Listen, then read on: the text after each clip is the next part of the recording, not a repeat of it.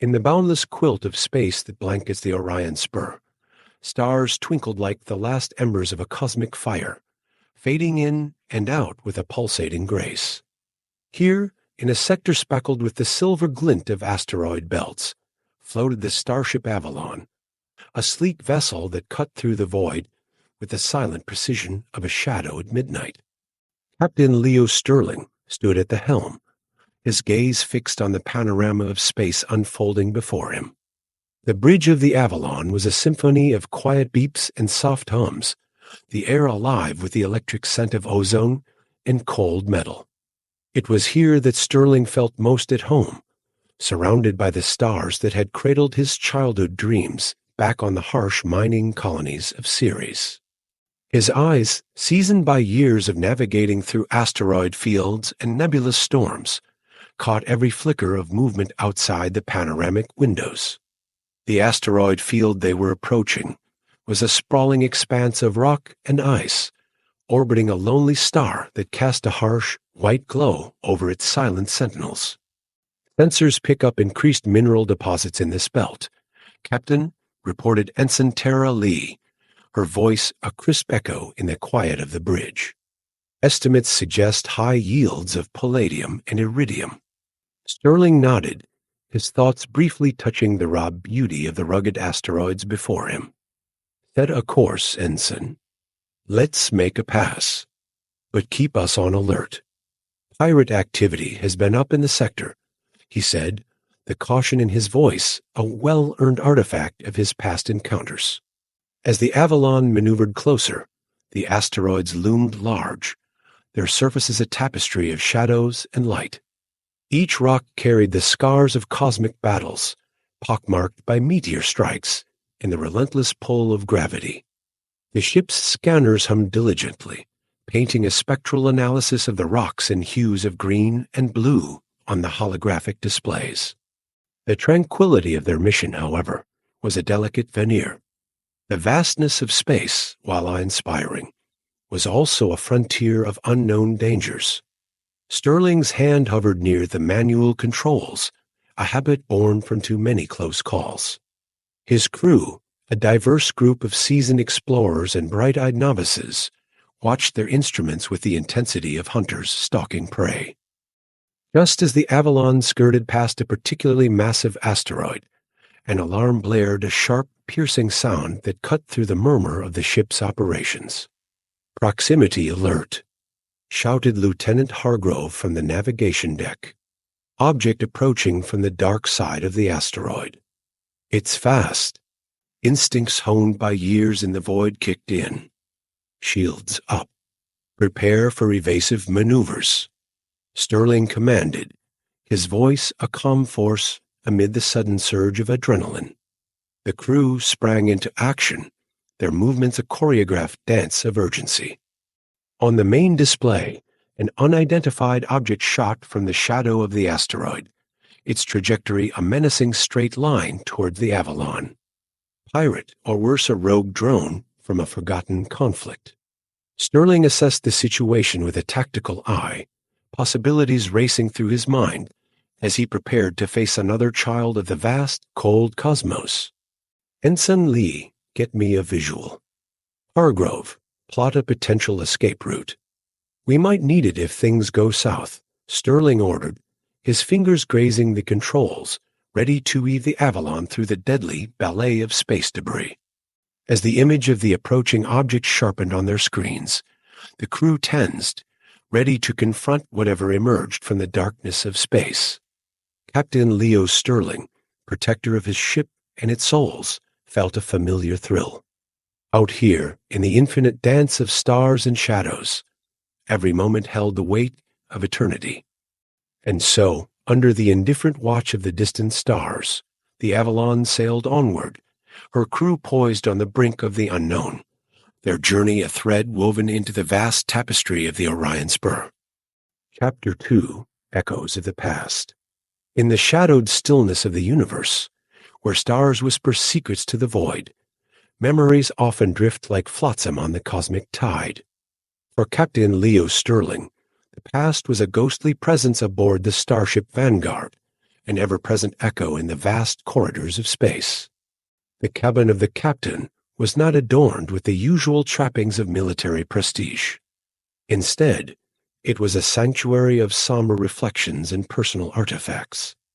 Among these, a small, faded holograph flickered gently on his desk, a looping memory of a young boy covered in the gray dust of a mining colony, his smile undimmed by the harshness of his world.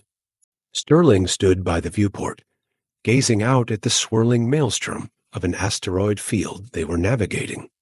The rocks spun and danced around each other in a celestial ballet choreographed by gravity, each a potential fortune in ores, each a deadly projectile if miscalculated. It was here, among these spinning giants, that he had learned to maneuver, to survive. His thoughts were interrupted by the chirp of the communications console. A message was incoming, but Sterling lingered a moment longer, his eyes fixed on a particularly bright asteroid spinning lazily past. It reminded him of home, the harsh, unforgiving, yet profoundly beautiful belts of Orion, where he had first piloted a craft, his father's firm hand guiding his own on the controls. Captain Sterling. The intercom buzzed, the voice of his first officer, Lieutenant Mara Quell, pulling him back to the present. On my way, Quell, he responded, tearing himself away from the memories. He took a last glance at the holograph, the edges of his eyes softening. The bridge of the Vanguard was alive with the soft hum of activity. Crew members moved with practiced efficiency, their faces illuminated by the glow of consoles and the starlight streaming through the panoramic windows. Lieutenant Quell handed him a tablet, her expression serious. "We've picked up a distress signal from Outpost Delta 7, Captain. It's under attack."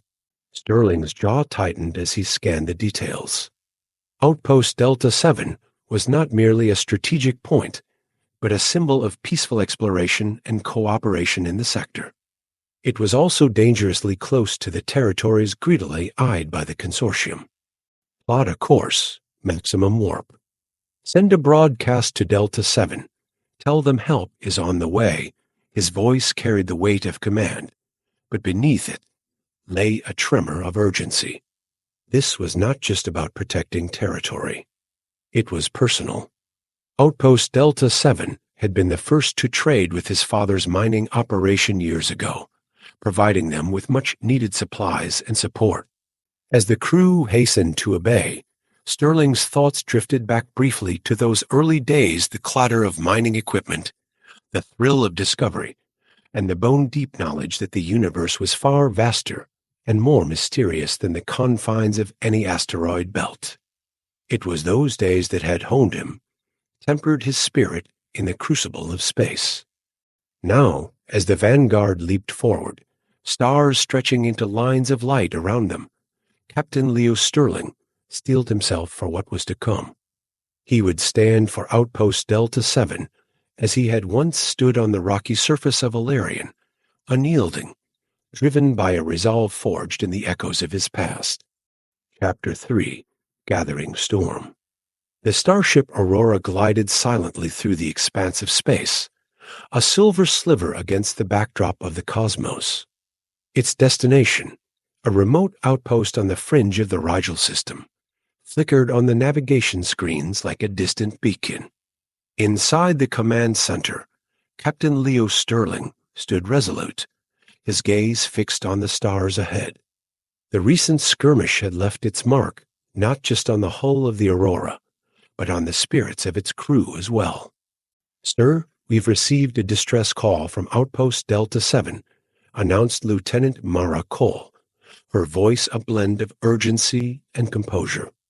She was young, her brilliant mind a formidable asset in strategy, yet her eyes betrayed a hint of naivete still untested by the harshness of space.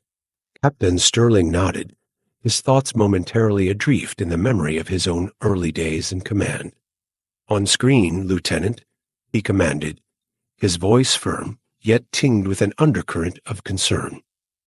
The main screen flickered to life, showing the haggard face of Commander Jenkins, a seasoned outpost leader whose usually stoic expression now bore the weight of impending doom.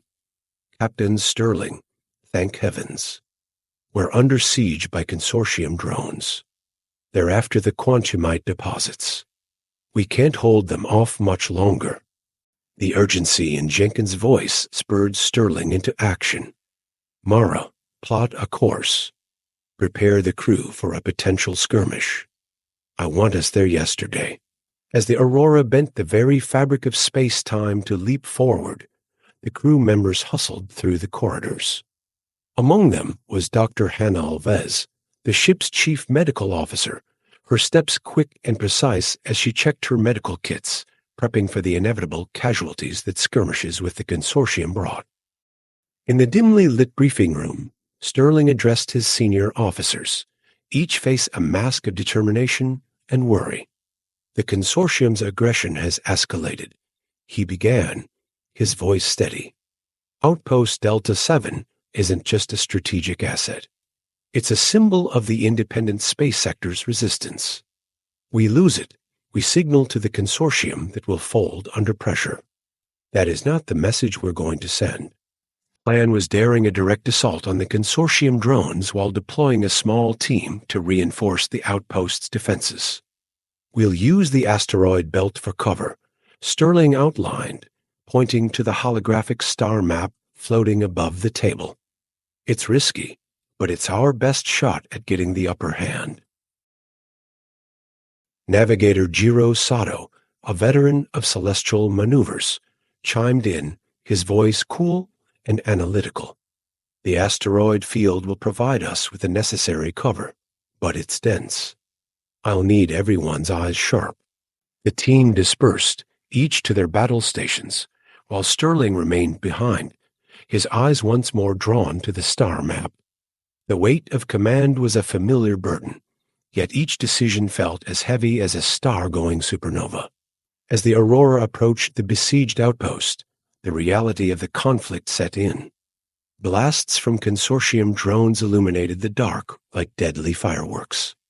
The Aurora maneuvered through the chaos with grace, weaving between asteroids and retaliating with precise strikes. Now, Sterling barked as they broke through the enemy perimeter. The ship's cannons roared to life, a symphony of defiance and strength. Beside him, Mara relayed commands with a newfound steel in her tone, her earlier uncertainty shed in the heat of battle. In the med bay, Dr. Alves braced as the ship shuddered under the strain of combat. Her hands were steady, though, as she administered aid to a young engineer, whispering words of comfort over the scream of alarms. The battle raged, a tempest of light and shadow. When the dust settled, the Aurora emerged scarred but victorious, the outpost saved. Sterling allowed himself a brief smile as Commander Jenkins thanked him via the comm screen. You didn't just save our outpost, Captain.